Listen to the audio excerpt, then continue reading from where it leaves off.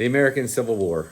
It still fascinates us even 150 years later, and yet it was but a small slice in the 247-year history of our nation.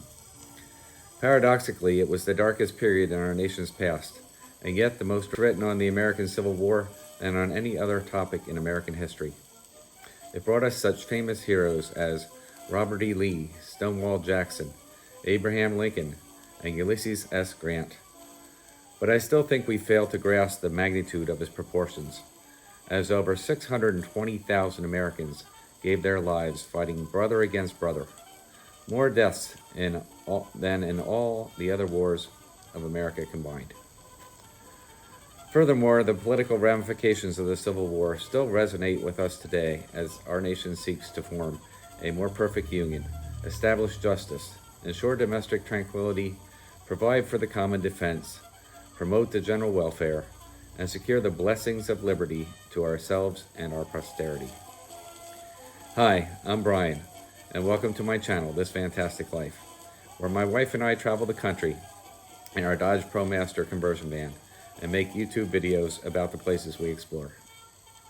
In this episode, we take you on a week-long tour of the major Civil War battlefields on the Eastern Theater, starting with the first shots fired at Fort Sumter on April the 12th, 1861, and ending with the surrender nearly 4 years later on April the 9th, 1865 at Appomattox Courthouse. Mind you, I am a travel photographer and not a historian, so if I get some of the terms wrong or have my facts messed up a little, please don't come after me in the comments. But I have tried my best to showcase each of the battlefields in our national park system in a way that connects the overall narrative of the war. A quick survey of my past videos shows that more than 99% of my viewers are not subscribers. It takes a lot of time and effort, not to mention travel expenses, to produce educational travel videos like this one. So if you could just take 10 seconds of your time to click on that little van icon in the lower right corner of your screen and subscribe to our channel, and also click the notifications bell, this will really help us to be able to continue creating content in the future. Go ahead and do that now. It doesn't cost anything. And then sit back and enjoy the video. Following the 1860 election of Abraham Lincoln, whose newborn Republican Party had abolition of slavery as part of its platform, South Carolina, along with 6 other states, voted to secede from the Union.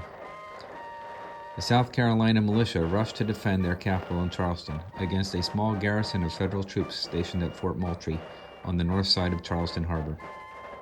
This fort was commanded by a Southerner, Major Robert Anderson, who quickly realized that it could not be defended, and he moved his company of 128 men to a brick fort built in the War of 1812 and named after Revolutionary hero Thomas Sumter in the center of the main shipping channel.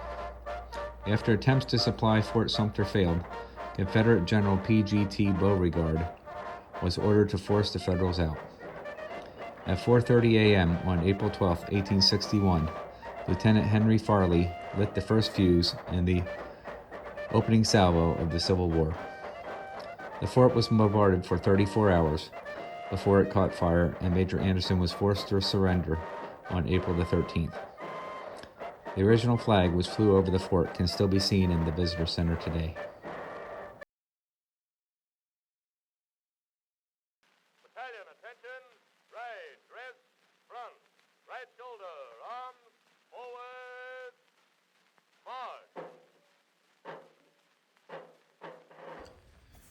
I'm here at Manassas National Battlefield, about 30 miles southeast of Washington, D.C., along the line of path to Richmond, Virginia, at the Confederate capital. 2 major battles of the Civil War took place here.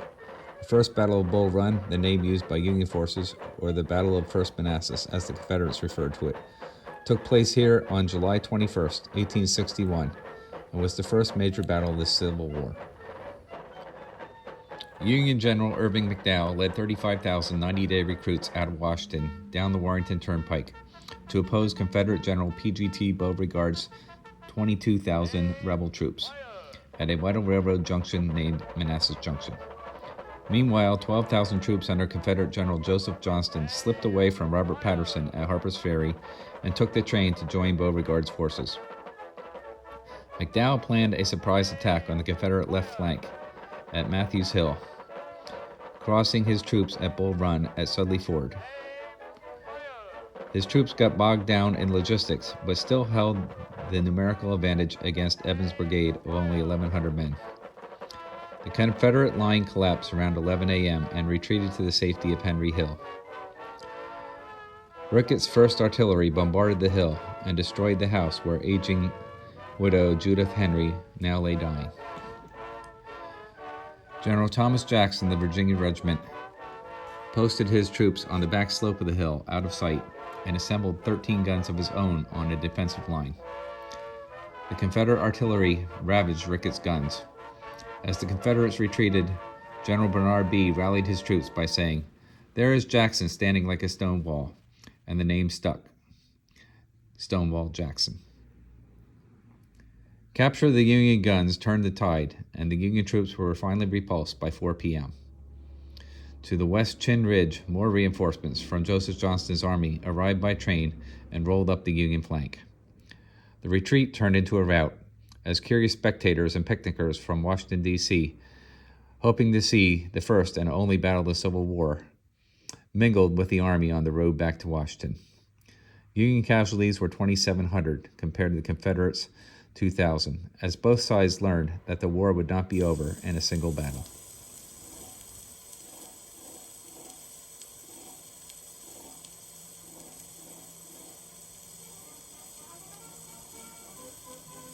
In the spring of 1862, Union General George B. McClellan, the Little Napoleon, landed 100,000 men at Fort Monroe on the Virginia Peninsula as part of what he called the Peninsula Campaign.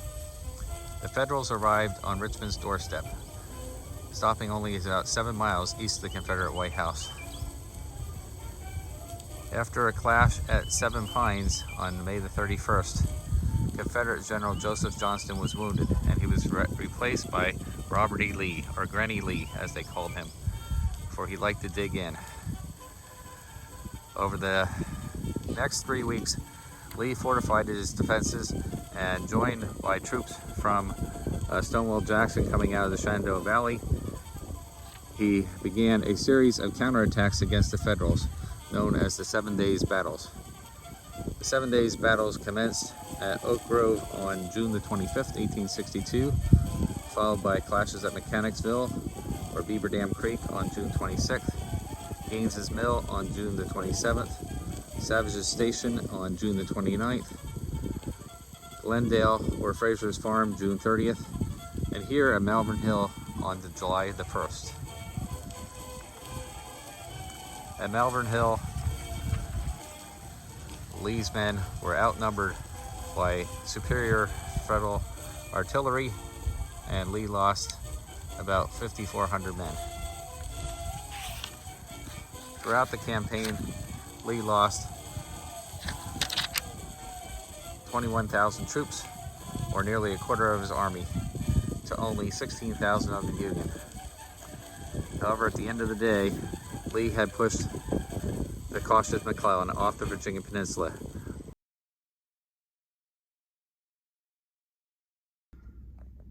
The Second Battle of Manassas occurred on August the 29th and 30th, 1862. By this time, Lincoln had appointed General George B. McClellan in charge of his Grand Army of the Potomac, a well-trained force of 100,000. McClellan began the second march on Richmond a little over a year after McDowell's first march. In late May, Joseph Johnston's troops were forced to abandon Manassas, and Johnston himself was injured seriously. His replacement, Confederate General Robert E. Lee, had taken command of the Army of Northern Virginia later in the summer. McClellan had 63,000 troops under the command of General John Pope to Lee's 55,000.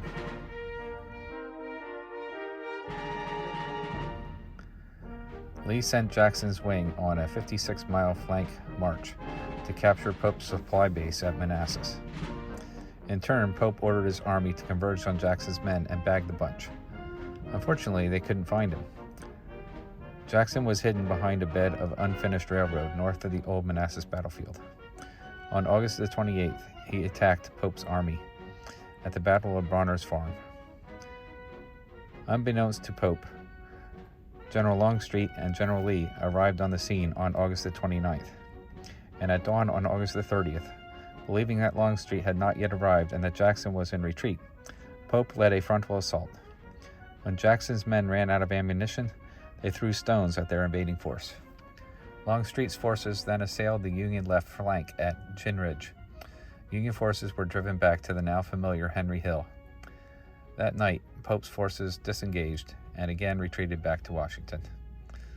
Union casualties were 14,000 to the Confederates' 8,400. Lee used his victory at the Second Battle of Manassas to take the offensive and invade Maryland in early September, setting the stage for the Battle of Antietam.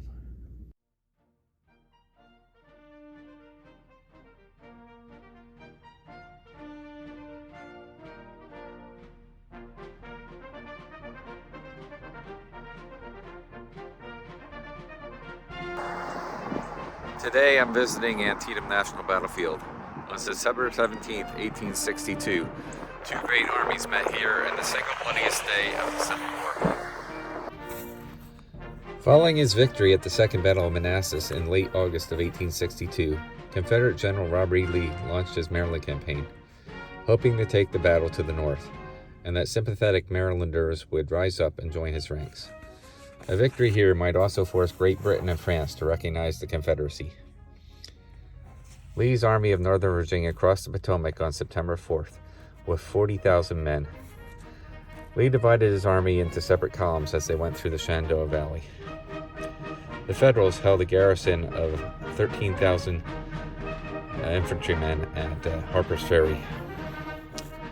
Lee took half of his army and decided to encircle and subdue Harper's Ferry into submission using his artillery. His Special Orders 191 plan was found out by Union General George B. McClellan's forces on September 13th, wrapped around cigars. McClellan telegraphed Lincoln, "I have the plans of the rebels and will catch them in their own trap." But being McClellan, he again moved cautiously, believing the enemy to have more numbers than they actually had. Stonewall Jackson's division, meanwhile, surrounded Harper's Ferry and set artillery on the heights around the town. The town fell on September 15th, with hardly any losses to either side, as the Union capitulated. Lee then began to reunite his forces around a small town called Sharpsburg, Maryland. Lee's army was in a vulnerable position around the town of Sharpsburg, with the mighty Potomac River to his rear and Antietam Creek to his right. So there was little means for escape. But again, McClellan delayed for 2 days. Finally, on September 17, 1862, McClellan engaged Lee, striking from the north with General Joseph Hooker's division against the right flank of Lee's army. Countering him was Jeb Stuart and Stonewall Jackson. Fighting occurred at the North Woods and the Miller Cornfield, just north of a white church known as the Dunkard Church. The fighting raged from 5:30 in the morning till about noon. Every stalk of corn was cut closely as could have been done with a knife. The Union assault ended late in the morning, and Jackson's line had held. Around 9:30 in the morning, a lost division under Edmund Sumner's division advanced into the West Woods and were mowed down by Confederate artillery from Hauser Ridge. Over 2,200 Americans died in under 20 minutes. Now the fighting shifted to a thin Confederate line in the center along a sunken road, hereafter known as Bloody Lane, as wave after wave of Union soldiers attacked and were driven back by the infantry. 4 brigades in total made the assault. Finally, the Union broke through, but McClellan did not exploit the gap because he feared a counterattack.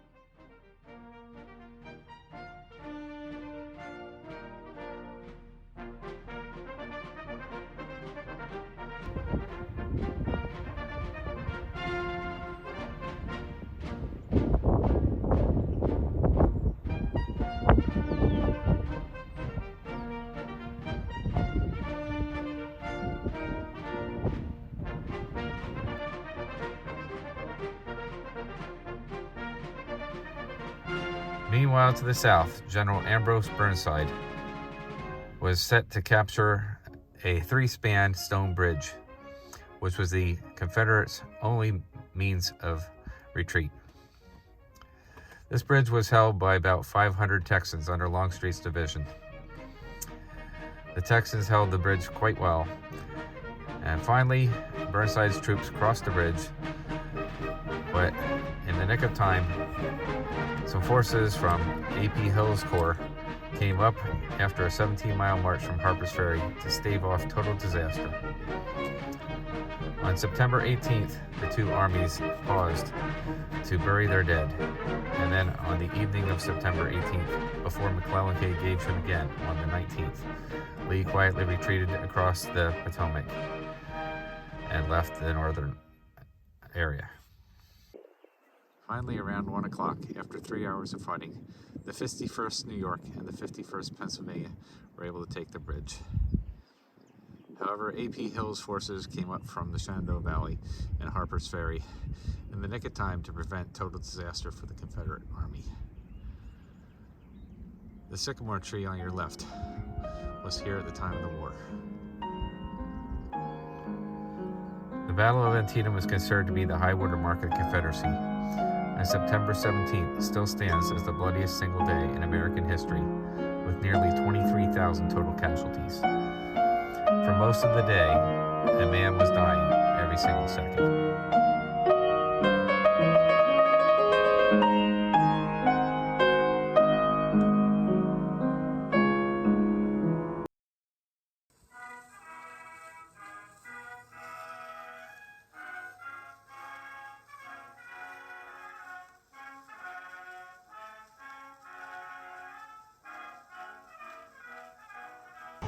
Hi, I'm here at Fredericks National Battlefield. First, a little background. So, after the Battle of Antietam, McClellan was relieved of duty and replaced by Ambrose E. Burnside on November the 7th, 1862. Facing political pressure to advance toward Richmond, Burnside moved 115 troops from Washington area toward Richmond, meeting halfway here at Fredericksburg. However, he failed to seize the advantage because he didn't have enough pontoon bridges available, and a week of delay allowed Lee to accumulate 78,000 troops and dig in behind the town of Fredericksburg. On December 11th, 1862, Burnside's troops advanced with the intention to build 3 pontoon bridges directly across from the city, and then 3 downstream on the Rappahannock River. Lee, on the other hand, had a very secure position with the river to his left, and in the center he was on top of Marye's Heights, which are directly behind me, and to his right he had his troops stationed on Prospect Hill. Initially, Burnside's men were unable to secure the pontoon bridges because of the heavy fire from the hillside behind me. So they had several brave soldiers row across to establish bridgeheads and then set up the pontoons. Eventually, troops crossed the river and took the city of Fredericksburg. However, time was wasted on December the 12th as more troops advanced across the pontoon bridges, and several Union troops also were pillaging and looting the town. This allowed Lee to strengthen his position. Today you can visit the sunken road that the Union forces had to cross in order to climb the heights to get to Lee's position at Marye's Heights. Wave after wave of human infantry lined up to storm these heights and were gunned down by the Confederate artillery. Over 8,000 troops perished in the battle, and none of them reached Marye's Heights. Vanni's house is one of the few remaining structures on the battlefield. If you look closely, you can still see several of the bullet holes.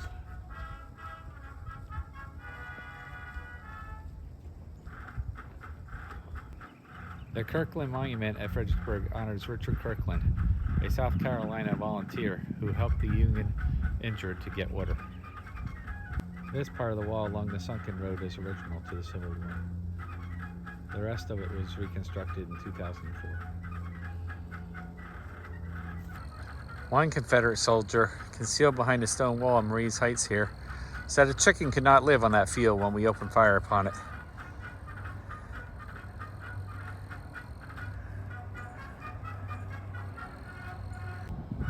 General Joseph Hooker and Edwin Sumner's attacks on Marie's Heights were paralleled later in the war by Pickett's charge in Gettysburg, showing how unsuccessful it was to have a frontal assault on strongly defended positions.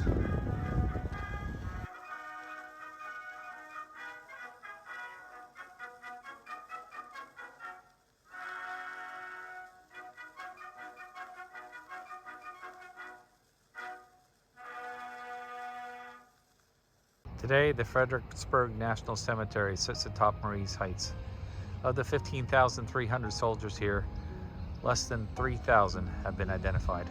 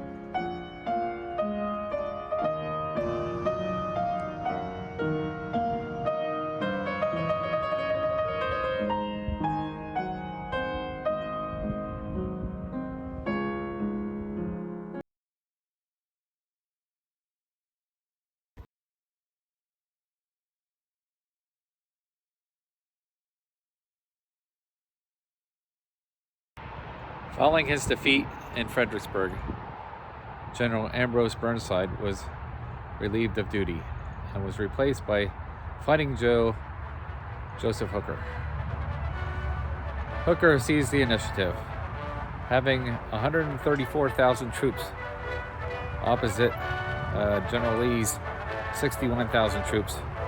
Hooker divided his army, sending 50,000 troops north to cross the Rappahannock and its tributary, the Rapidan, around General Lee's left flank, and sending the rest on a pincer-type motion around Lee's right flank. The armies clashed north of Fredericksburg in a small town called Chancellorsville on May the 1st and 2nd, 1863. So Hooker learned a thing or two from Fredericksburg and decided that he needed to fight the battle on his own grounds. So he took the bulk of his force and went north on the Rappahannock River and crossed over the smaller tributary, the Rapidan, and established the high ground near Hazel Grove at a town called Chancellorsville, which was actually just a single house or cabin.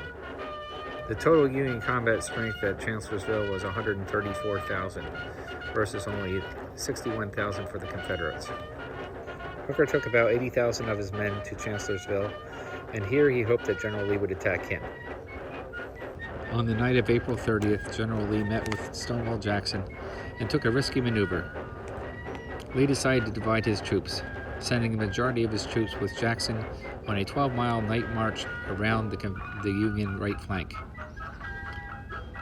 Lee got lucky in a number of ways at Chancellorsville. First of all, the Union Army thought that his army was retreating when they saw the rear guard of Jackson's march. They also heard about the evacuation of Fredericksburg, which was really only a small corps that was leaving Fredericksburg. Furthermore, Jackson attacked along a road which put him perpendicular to Howard's right flank. If he had attacked along a different road, the Orange Plank Road, directly in front of Howard, it would have been a frontal assault and it would not have had as much success. Jackson's May 2nd attack was successful, driving the Federals back from Wilderness Church. However, as evening arrived, the Federals were able to reform their lines and hold the advance.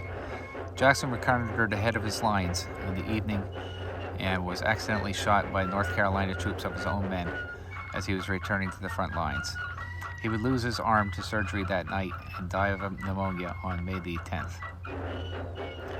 Despite the reverses of the previous day, Hooker still had the advantage on May the 3rd. As long as he controlled the high ground of Hazel Grove, he could keep the two wings of Lee's outnumbered army separated and subject to destruction. Jackson's successor, Major General J.E.B. Stuart, recognized the peril and prepared to launch a no-holds-barred attack against Hazel Grove at first light. Hooker ordered a retreat and abandoned his lines and withdrew to the homestead called Fairview.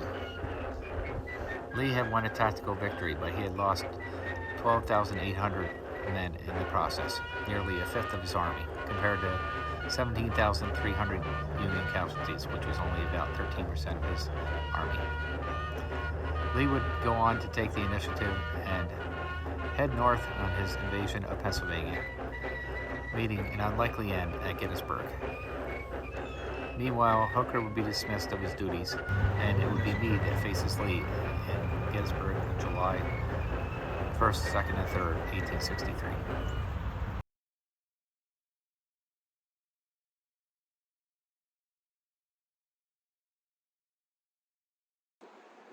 I'm here at the Gettysburg National Military Park Museum and Visitor Center. Arguably, this is the most important battle of the Civil War. It was here when, on July the 1st through 3rd, 1863, over 51,000 Americans lost their lives in the bloodiest battle of the entire war. Following victories at Fredericksburg and Chancellorsville in the spring of 1863, Confederate General Robert E. Lee had but two choices: return to Richmond and prepare for a siege and ultimate surrender, or proceed north and invade the Union homeland, hoping that some war-weary Northerners would encourage a peace movement. As Lee's army moved across the Potomac on June the 15th, Hooker followed him, keeping himself between the army and Washington, and hoping to stop the Confederate invasion before it reached the Susquehanna River and advanced on the Pennsylvania capital at Harrisburg. Caught in a dispute with his Washington superiors, Joseph Hooker offered his resignation, and Lincoln replaced him with General George G. Meade. Only days before the two armies clashed at a crossroads in southern Pennsylvania at the obscure little farm town of Gettysburg. Union General John Buford arrived first on June the 30th with his cavalry. On July the 1st, they clashed with two Confederate divisions under Ewell and A.P. Hill, approaching along the Chambersburg Pike, looking for a supply of shoes. The Union infantry under John Reynolds countered the attack with his famous Iron Brigade. After a lull in the battle, Lee sent in fresh troops, and the Union line collapsed, retreating south of town to Cemetery Hill. The Confederacy had won the day. During the night, the Confederates formed a line along Seminary Ridge near Emmitsburg Road, while the Federals countered along Cemetery Ridge and the Taneytown Road. The overall formation had somewhat the shape of a double fishhook, with a barb just south of the town at Culp's Hill. Ewell tested this right flank of the Union Army with little success. Finally, Lee ordered Longstreet's division under McLaws and Hood to attack the Union left flank near the Round Tops. It was here that Sickles' division had advanced too far forward, leaving the high ground undefended. Hood realized that if he could mount artillery on Little Round Top, it would be a position to rake the entire Union line. Luckily, Brigadier General Gouverneur Warren, chief engineer, also recognized this and rushed troops to its crest just in time to stop the advance. Longstreet's division attacked Sickles' corps in the wheat field east of the peach orchard and at Devil's Den. 82% of the 1st Minnesota fell dead or wounded during the counterattack.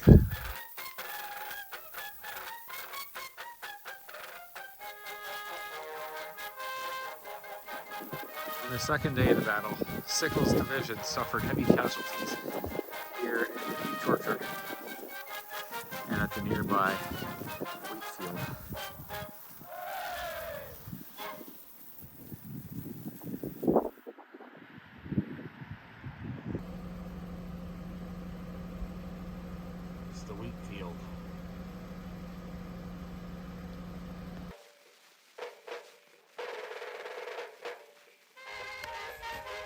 On July 3rd, Lee decided to engage again. After an unsuccessful artillery bombardment from Culp's Hill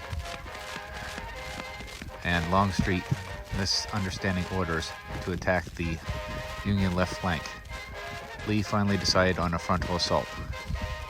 The assault was to be led by Major George Pickett. For nearly 2 hours, 150 guns shelled Cemetery Ridge. They were answered in turn by 100 Federal guns.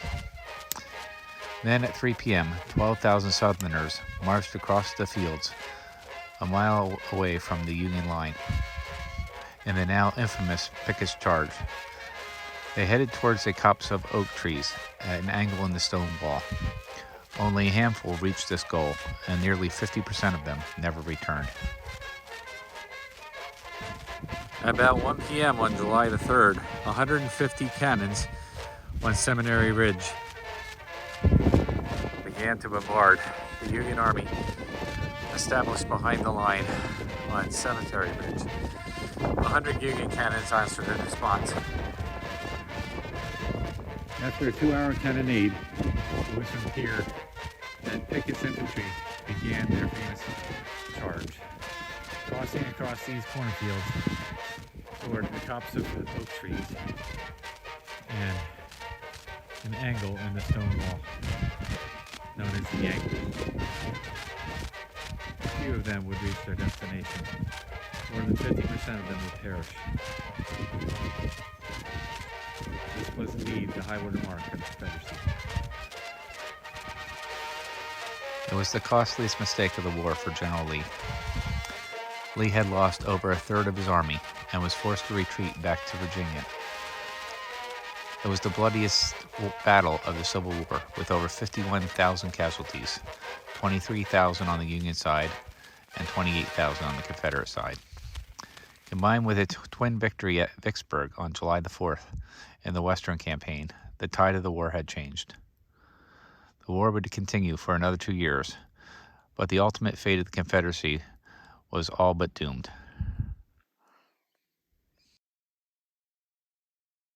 Fourscore and 7 years ago, our fathers brought forth on this continent a new nation, conceived in liberty and dedicated to the proposition that all men are created equal. Now we are engaged in a great civil war, testing whether that nation, or any nation so conceived and so dedicated, can long endure. We are met on a great battlefield of that war.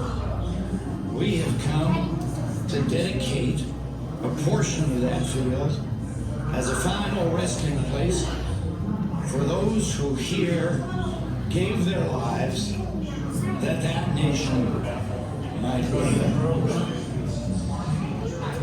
It is altogether fitting and proper that we should do this.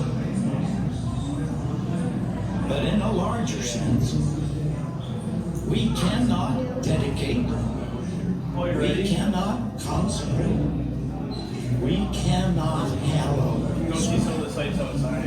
the brave men, living and dead, who struggled here, have consecrated it far above our poor power to add or detract. The world will little note nor long remember what we say here, but it can never forget what they did here. It is for us, the living, rather to be dedicated here to the unfinished work which they who fought here have thus far so nobly advanced.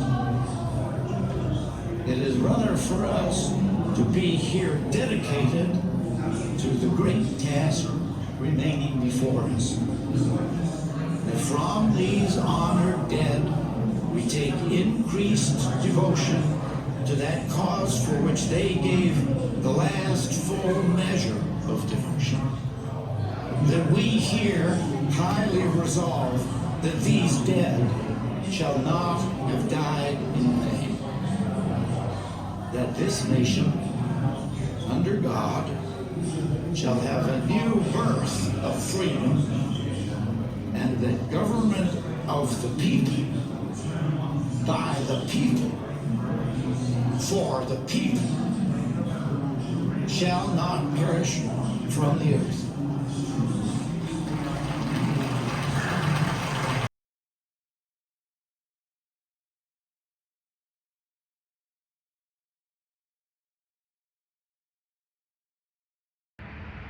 Today we visit the Wilderness Battlefield, which is just west of Chancellorsville and about 30 miles west of Fredericksburg, Virginia.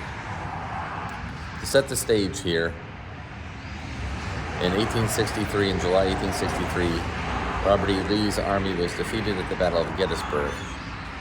Meade failed to pursue them. He was demoted, and Grant was summoned in from the Western Theater to be Commander-in-Chief of the Army of the Potomac. Lee settled in around the Wilderness, not far from the Chancellorsville site, and spent the winter here in Orange County, Virginia. On May the 4th, 1864, Grant began his overland campaign toward Richmond. On to Richmond. The Union Army was anxious for a battle. Grant, however, wanted to proceed through the thick wilderness and fight Lee on the open ground. Unfortunately, Lee took the initiative because he was outnumbered 2-1 and decided to try to fight Grant on more favorable ground for him here in the forests of the wilderness. Lee arranged his army in 2 columns. Under Richard Ewell, the 3rd Corps advanced along the Orange Turnpike. The 2nd Corps under A.P. Hill advanced along the Orange Plank Road.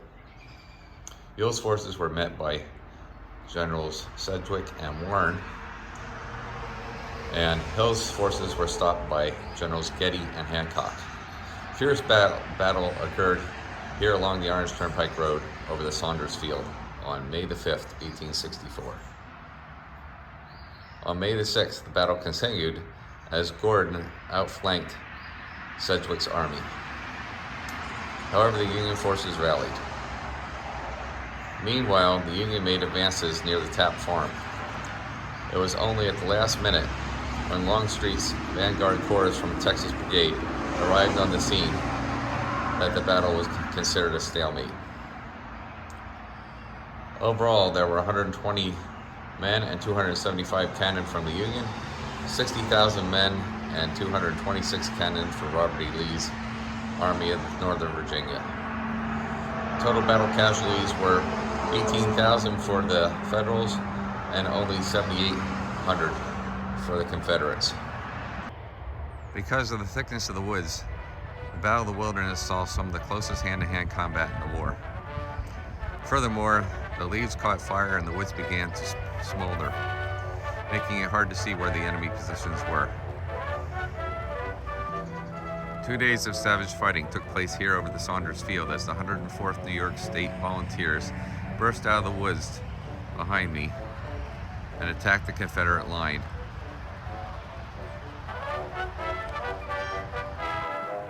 For 2 days, the battle raged across Saunders Field here along the Orange Turnpike.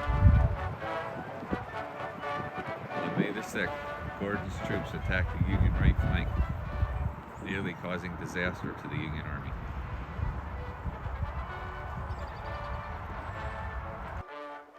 While Ewell and the 3rd Corps were engaged against Warren at the Orange Turnpike Road, A.P. Hill and the 2nd Corps were engaged against Hancock here at the Orange Plank Road, a little farther south. And it wasn't going so well for them. Here at the Tapp Field, A.P. Hill's forces were overwhelmed, and there was only a thin line of artillery, 12 cannon, and General Lee's staff standing between them and disaster. At the last minute, Longstreet's 1st Corps arrived on the scene, and Lee rode to the head of the column, intent on personally leading it into battle. But the Texans stopped him, shouting, "Lee to the rear! Lee to the rear!" Longstreet's corps were able to stem the flow of battle. Arriving in the nick of time, Longstreet made a noonday attack on Hancock's left flank and nearly rolled up the Union Army. However, later in the afternoon, in a thicket near here, Longstreet got caught between two Confederate lines, and in the dense smoke, he was shot by his own men. Unlike Stonewall Jackson in the Battle of Chancellorsville, in an eerily similar incident, Longstreet survived, but in the confusion, it allowed Hancock time to retreat to the Brock Road.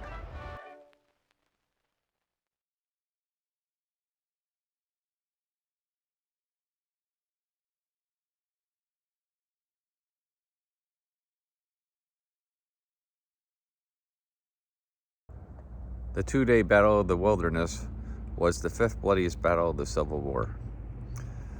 Union casualties were 18,000, while the Confederate casualties were 7,800. While it was a tactical victory for Robert E. Lee's Army of Northern Virginia, once again, Grant retreating from the field and losing the majority of the casualties. Grant was no Burnside or Hooker. Instead of retreating back toward Washington, Grant moved on toward Richmond, and General Lee had to follow him, correctly guessing that his next stop would be at a small crossroads called Spotsylvania Courthouse. Lee won the Battle of Spotsylvania and immediately began to set up some earthworks. On the morning of May the 8th, when they awoken, they realized that there was a salient or a bulge in the Confederate line that looked like a mule shoe. This was a weak point. On May the 8th through the 12th, General Warren attacked the Confederate points just left of the mule shoe at Laurel Hill. And on May the 10th, Upton's forces made a direct attack on the mule shoe, driving them back with some initial success. Following this up, on May the 12th, Grant threw his whole army at the mule shoe and drove the Confederates back to a line capturing over 3,000 Confederates. The fighting continued at Bloody Angle. Directly in front of me is the Bloody Angle, perhaps the most hallowed sight on any Civil War battlefield.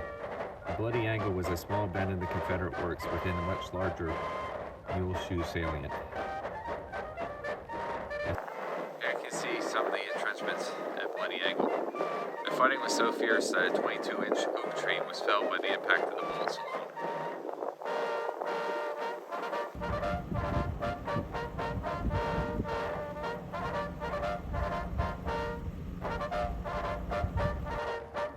The fighting continued for another week, with Union losses of 18,000 and Confederate losses of 10,000. Spotsylvania Courthouse became the third bloodiest battle of the Civil War. But it was now a war of attrition, and Grant refused to retreat. Instead, he continued on toward Richmond. Another battle occurred at North Anna River, and then at Totopotomoy Creek, before an encounter at Cold Harbor, and eventually the siege at Petersburg.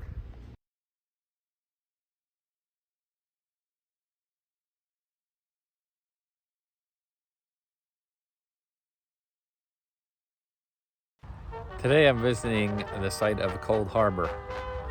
During Grant's 1864 overland campaign, where he was trying to make a frontal assault on Richmond, after stalemates at the Wilderness and Spotsylvania Courthouse and a few other skirmishes, Grant eventually wound up here at Cold Harbor with 110,000 troops against Lee's 60,000. Grant made a full-on frontal assault on June the 1st, 1864, and had initial success.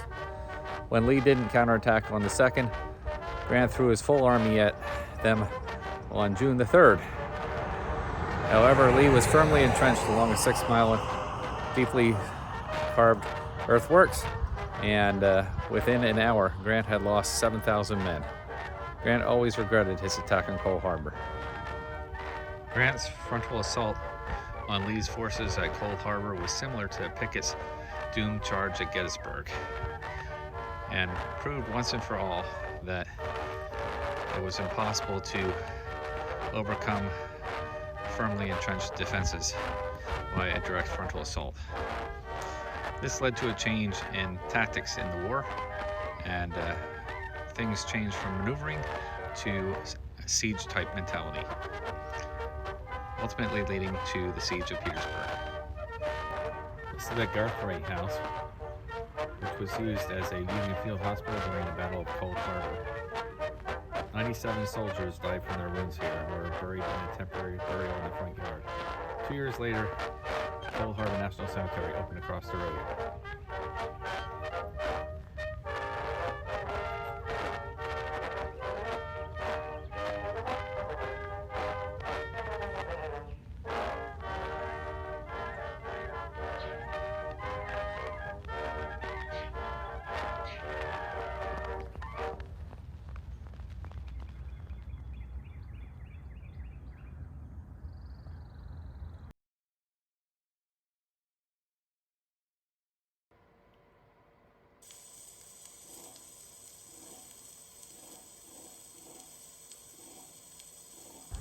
Today we're visiting Petersburg National Battlefield.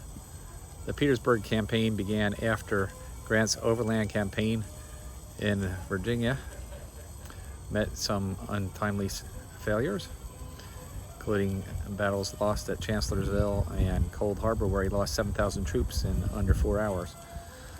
So Grant decides instead he's going to cross over the James River using Pontoon Bridge and try to attack Petersburg, a primary rail junction and supply chain route for the Confederate Army.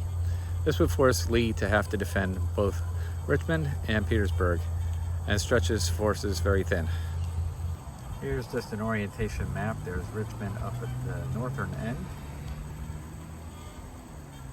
and then Petersburg is down here. So Grant forced Lee to keep himself between Petersburg and Richmond in order to stave off attacks on the Confederate capital.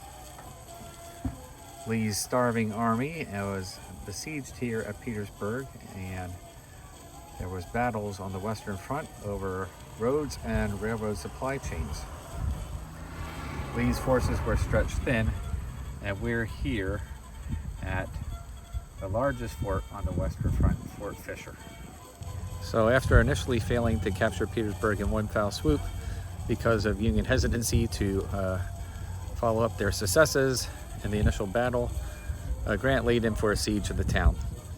At the peak of combat strength, the U.S. and the Army of the Potomac had 109,000 troops against only 59,000 from the Army of Northern Virginia under the direction of Robert E. Lee. Throughout the next 9.5 months, over 70,000 Americans died. 42,000 of them were from the Union and 28,000 from the Confederacy. So here I am at Battery 5 of the Dimmock Line. So this was held by the Confederates as they built fortifications around Petersburg beginning in 1862. And on June the 15th, 1864, more than 30,000 Union troops marched from the east toward the Dimmock Line and were opposed by only 2,300 Confederates, which held their own ground. And the Union failed to follow up on their victory here, and then the siege of Petersburg began, lasting for 9.5 months, and leading to the deaths of over 70,000 troops.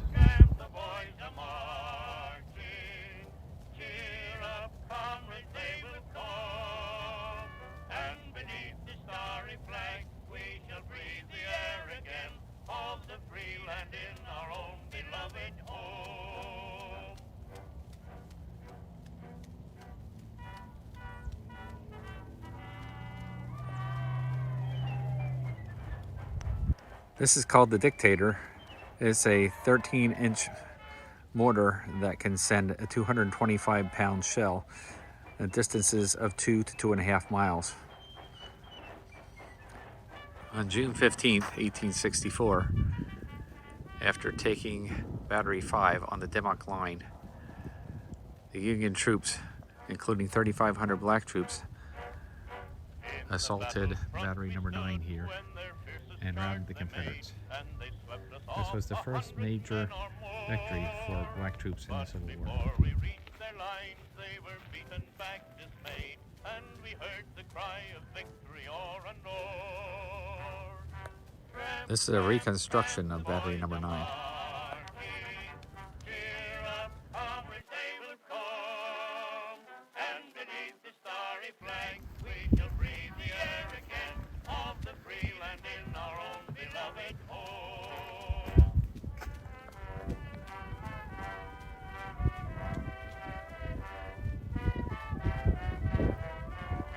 These are the remains of Fort Stedman. Within With the spring of 1865 approaching and Lee immobilized here at Petersburg, he authorized an attack against Fort Stedman under the direction of John Gordon,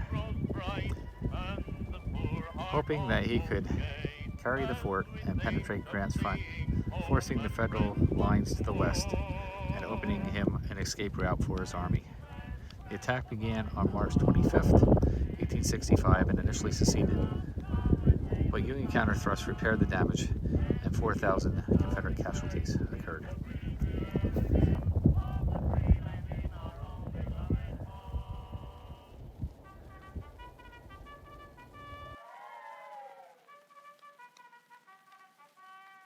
Fort Stedman was also the site of a battle on June 18, 1864, as the 1st Maine Heavy Artillery assaulted Colquitt's salient and sustained the greatest regimental loss in a single action in the Civil War.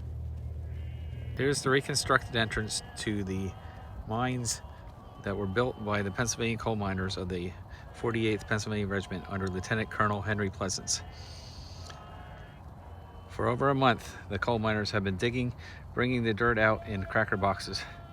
A shaft 511 feet long into the hillside under Elliott's salient, right under the Confederate works. Then, on the morning of July the 30th, Pleasant's troops lit the fuse, and the Battle of the Crater began. The explosion created a crater in the ground that was 170 feet long, 80 feet wide, and 30 feet deep. 278 Confederates died during the blast. However, the Union soldiers that were supposed to follow it up and go through the tunnel hesitated in astonishment, and eventually the Confederates rallied, and there was a large battle here with over 4,000 people losing their lives. Many of them are still buried here. This is the Mahone Monument at the crater, dedicated to the memory of William Mahone, a distinguished Confederate commander. Here are the earthen remains of Fort Gregg on the western front. So here are the earthen remains of Fort Fisher.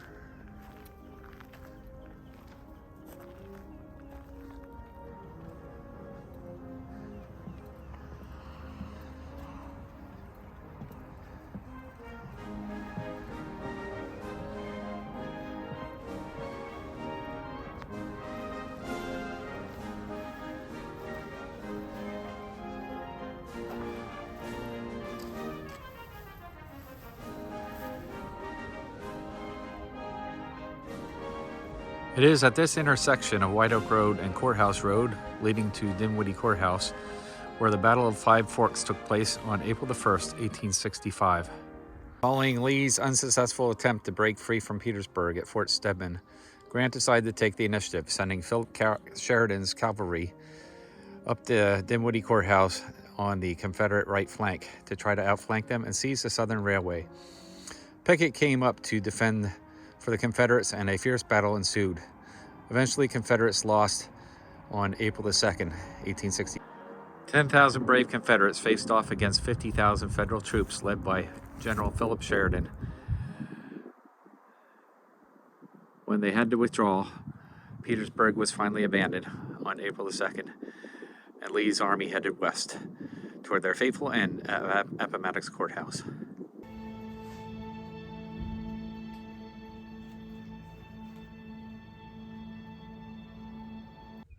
I'm here at Sailors Creek State Historical Park in Virginia, about 40 miles west of Petersburg.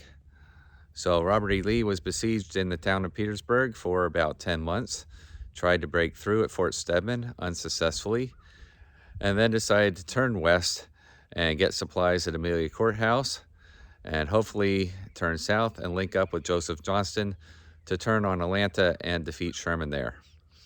However, Grant was able to outmaneuver him, and his supply lines were stretched thin. And here at Sailor's Creek, there were two bridges over Sailor's Creek and Little Sailor's Creek that served as a bottleneck for his wagon train. And instead of moving on and letting the wagon train get captured, several of the generals decided to go back and try to save the wagon train. And over 8,000 troops were captured here by the Union Army in the last major skirmish of the Eastern Campaign of the Civil War. And a lot of generals were also captured here, including General Ewell, General Kershaw, and Robert E. Lee's son, Custis Lee.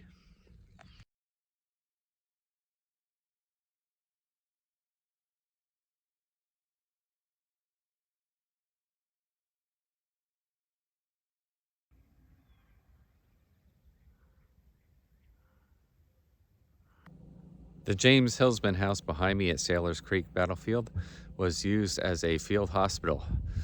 Over 358 Union and 161 Confederate soldiers were treated either on the lawn or in the home here. The family retreated to the basement, where blood was dripping from the ceiling onto them. Limbs were being thrown outside the windows in order to make more room inside the field hospital. As Lee continued west from Petersburg and Amelia Courthouse, we reached Holtz's Corner here. At this point, Lee divided his army. Most of it continued north, but some of it continued south to cross over the wagon trains at Sailor's Creek, Little Sailor's Creek. This created a gap in the army, and the Union exploited this and was able to cut off many of the infantrymen and surround them, and eventually they were forced to surrender. Lee lost 1/5 of his army to surrender in the Battle of Sailor's Creek. I'm here at Appomattox Courthouse National Historical Park in the Virginia Piedmont, about 80 miles as the crow flies from Petersburg, Virginia. It was here that Confederate General Robert E. Lee surrendered what remained of the Army of Northern Virginia, about 15,000 infantrymen, to Union General Ulysses S. Grant on April the 9th, 1865, effectively ending the American Civil War.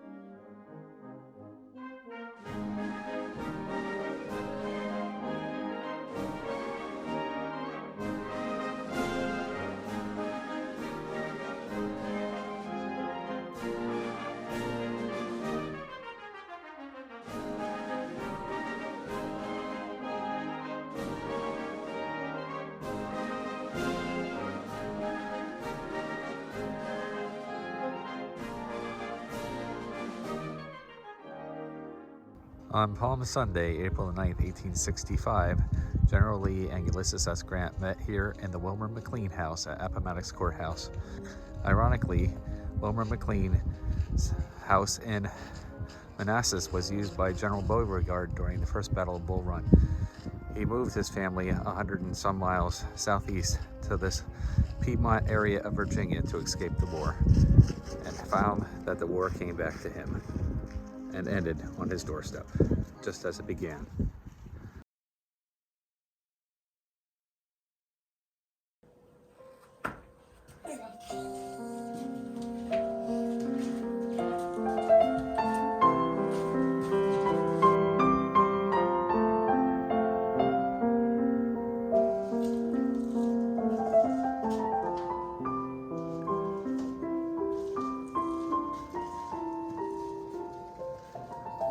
This is the summer kitchen here.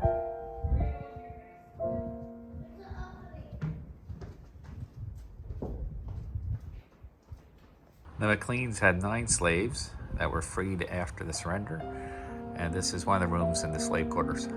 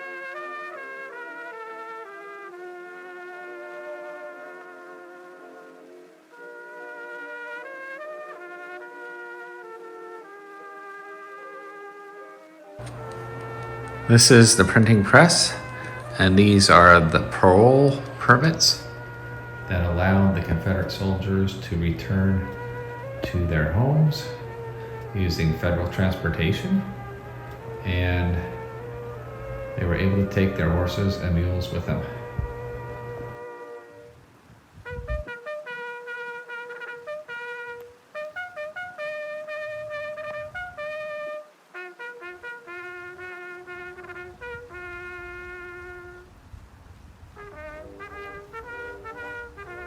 I am presently walking out the Richmond-Lynchburg Stage Road.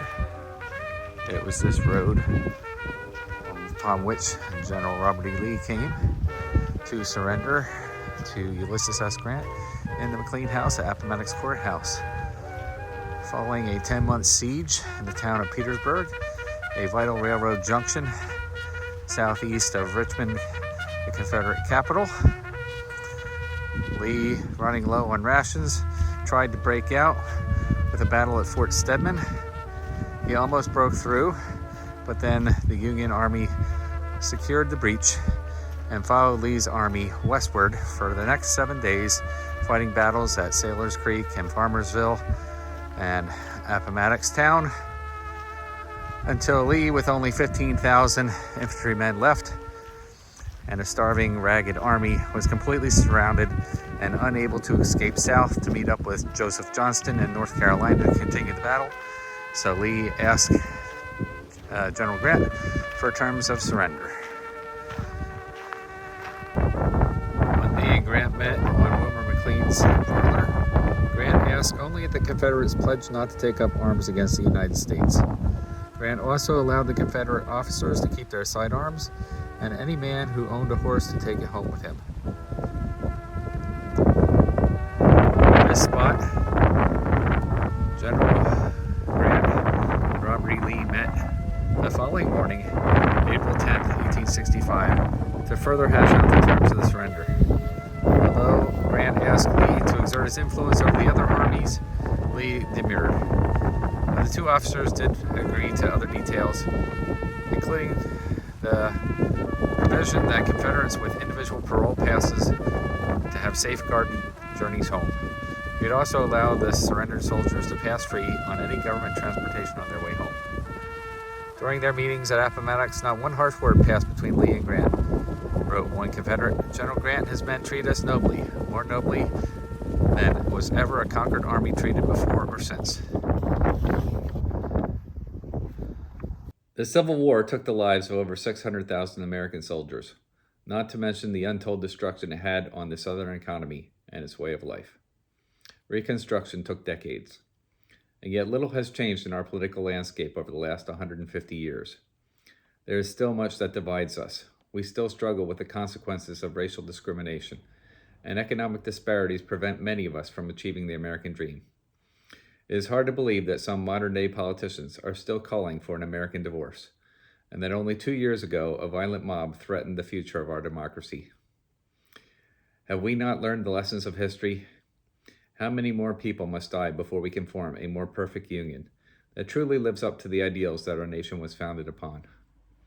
As Abraham Lincoln said in the Gettysburg Address, "It is rather for us to be here dedicated to the great task remaining before us, that from these honored dead we take increased devotion to that cause for which they gave the last full measure of their devotion, that we here highly resolve that these dead shall not have died in vain, that this nation, under God, shall have a new birth of freedom, and that government of the people, by the people, for the people, shall not perish from the earth." If you enjoyed this video, please click that subscribe button and share the video with your friends. I truly appreciate your watching, and I wish all of you a more intentional and fantastic journey through life.